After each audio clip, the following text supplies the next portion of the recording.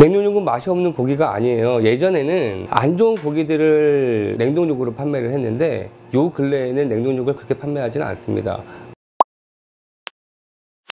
프라임 등급도 냉동으로 들어오고 초이스 등급도 냉동으로 들어오는데 냉동 고기 자체가 숙성이 되지 않는 상태에서 유통이 되고 있기 때문에 사람들은 질기다고 느끼시는 거지 냉동육도 절대 질긴 고기는 아닙니다. 우선 냉동육을 맛있게 드시려고 그러면 가장 첫 번째 숙성이란 과정을 거쳐야지 가장 맛있게 드실 수가 있으세요. 소가 도축이 됐을 때 스트레스를 많이 받죠. 내가 죽는데 시적으로 당연히 긴장을 하기 때문에 근육들은 뭉쳐져 있겠죠. 내가 좀 풀어줘야 될 기간이 필요한데 사후 경직도 100% 풀리지 않은 상태에서 유통이 되고 있기 때문에 당연히 냉동은 질길 수밖에 없습니다.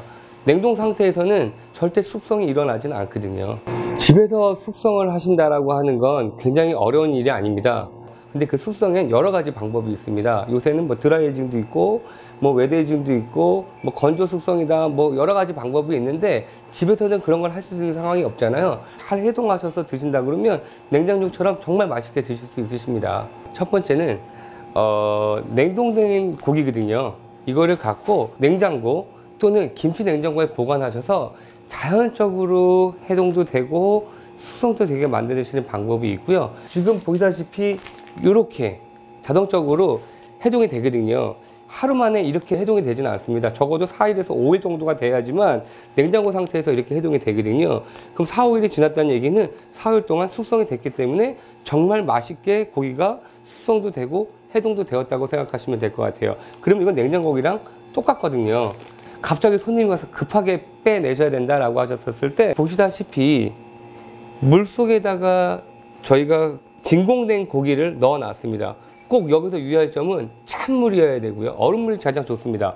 얼음물에 꼭 이렇게 진공된 고기 자체를 넣으셔야지만 숙성도 되고 맛있게 해동될 수 있으시라고 생각합니다. 이 온도가 지금 냉장고기랑 똑같거든요. 근데 요거 같은 경우에는 급하게 드시기 때문에 해동은 됐으나 숙성은 되진 않았는 상태가 될 수도 있어요. 하지만 요거를 이렇게 해동을 하고 2, 3일 정도나 하루 정도만 있어도 그래도 최대한의 맛을 느낄 수 있으십니다.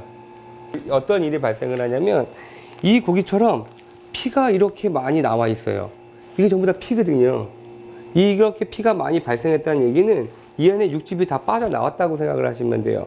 그러면 이거를 다시 얼리시겠다?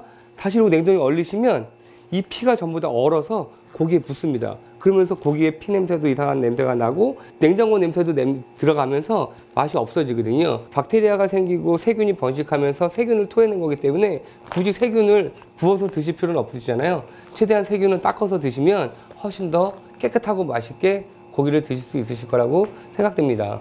그래서 마지막으로 냉동육에 갖고 있었던 편견들은 이제는 정리가 좀 되셨으면 좋을 것 같습니다.